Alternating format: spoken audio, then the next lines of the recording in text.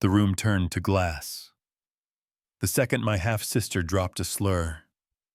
I won't repeat it, the lawyer cleared his throat like he was swallowing gravel, then read my father's will. Take 5 million and disappear, or choose family and carry the whole empire with strings tight enough to sing. I looked down and saw my face in the polished table, the same table where they'd made decisions about my life, without ever saying my name, and I said steady as I could, I choose the family. Grant Ellison ran Ellison Apex Group for 30 years, and I was the secret daughter from the South Side, the maid's kid who learned to sleep light and hustle hard. Brooke and Chase grew up with chauffeurs and orthodontists, and a belief that the world was a showroom for their moods. Marion the widow wore grief like a designer piece, perfectly fitted and sharp at the edges. The terms were brutal. 2 years as CEO minimum, keep the valuation, keep the jobs, uphold. The partnerships prove you're worthy of the Ellison name. Worthy like it was a door they could lock. Brooke leaned in and smiled with lipstick that looked expensive and dangerous. You think you can walk in from Bronzeville and play CEO Lila? You still drive that little Focus. Your place is the size of our coat closet. And I said quieter than her, but heavier. I do drive the Focus. I did work nights to finish school. I did pay every bill when my mother couldn't breathe. Scarcity teaches you math. They don't cover at Kellogg. You know what I mean. Morrison, the old firm lawyer, slid me an envelope with my father's hand on it and told me to open it after the others chose. I tucked it away like it might burn through my palm, and we broke. Marion floated out first. Brooke paused to whisper. Accidents happen to people who don't belong then. Security walked me to the elevator like I was a bomb with a lovely blouse. The garage told the rest. 4 slashed tires and the word mongrel carved into my windshield so deep, the glass sighed, fear hit low like it always does.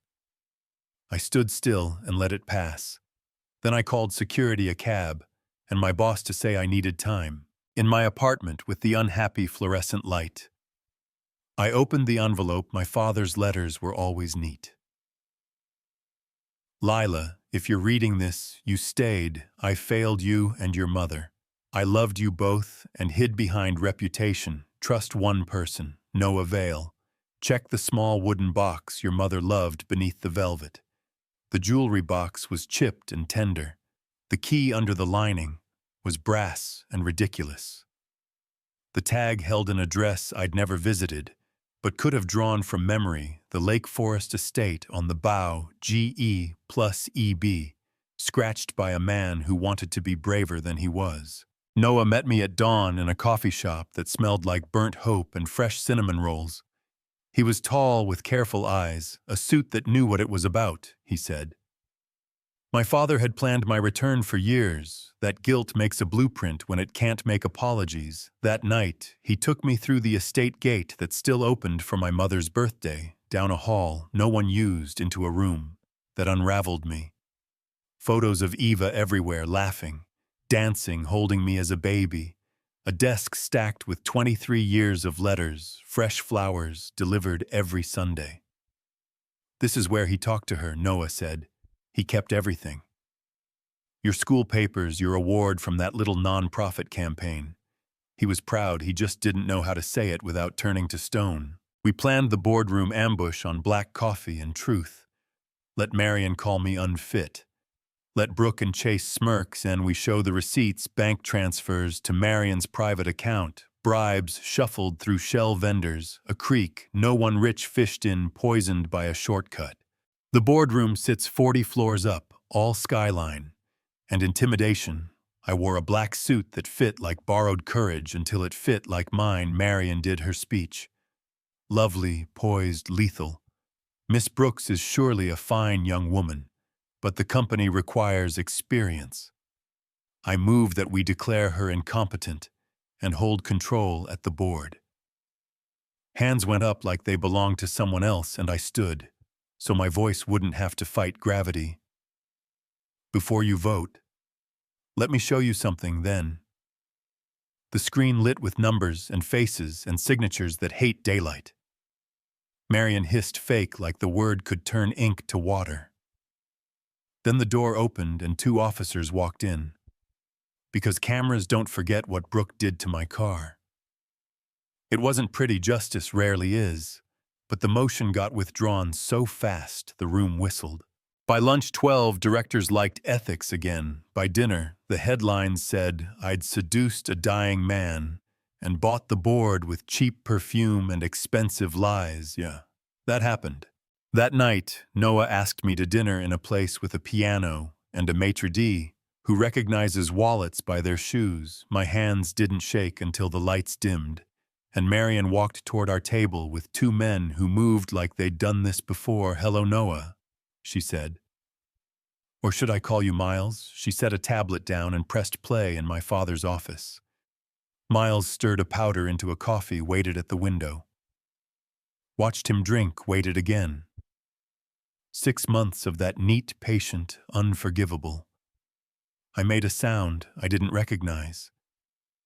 Miles looked at me with a flicker that wanted to be remorse and couldn't. "I did what I had to do," he said.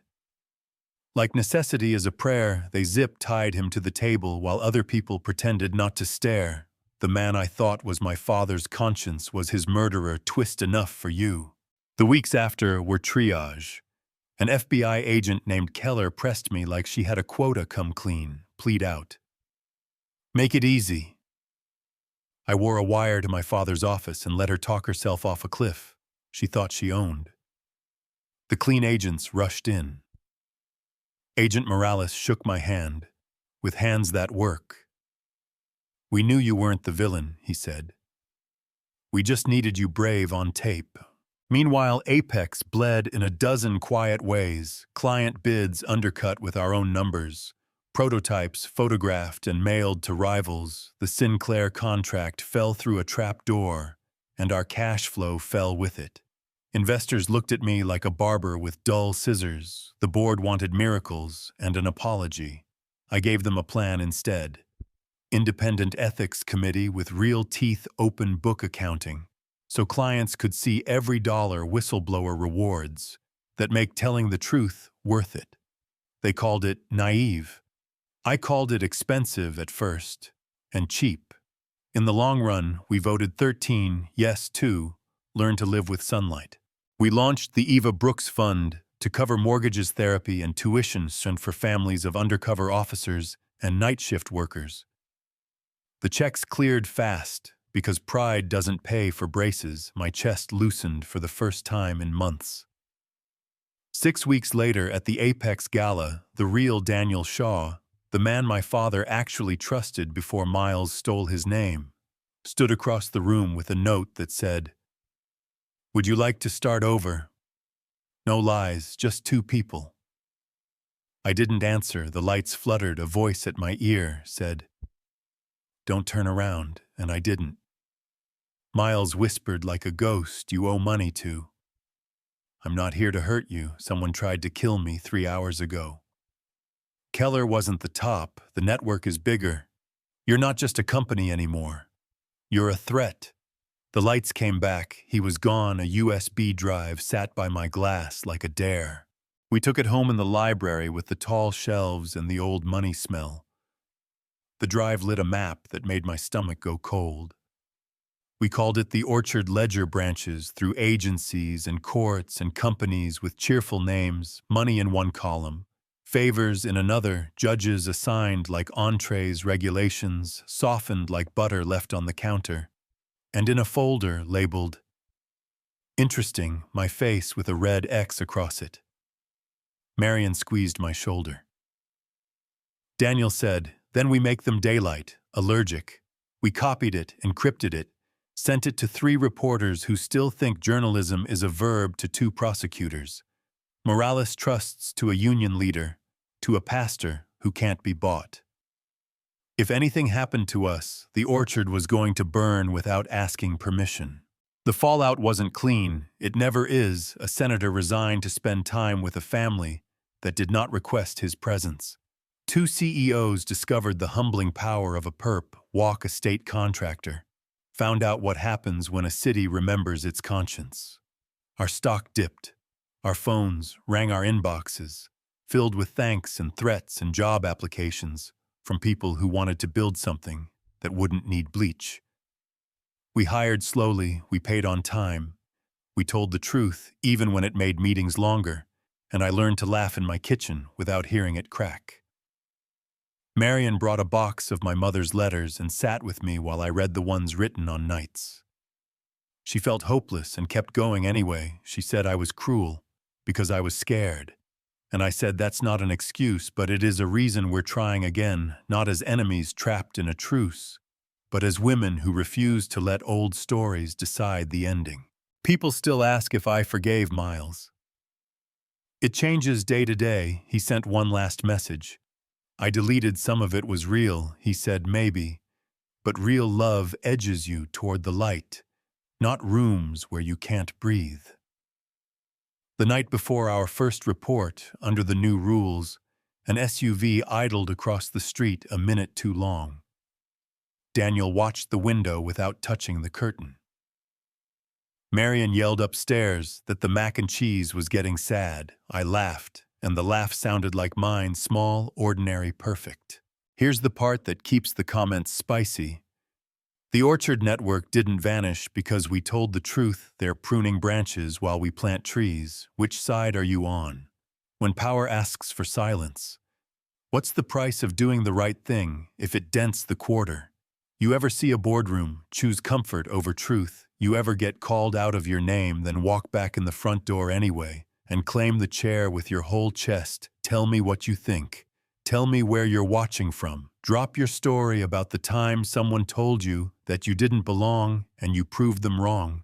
And if this hit you in the ribs in a good way, hit subscribe. We're just getting started.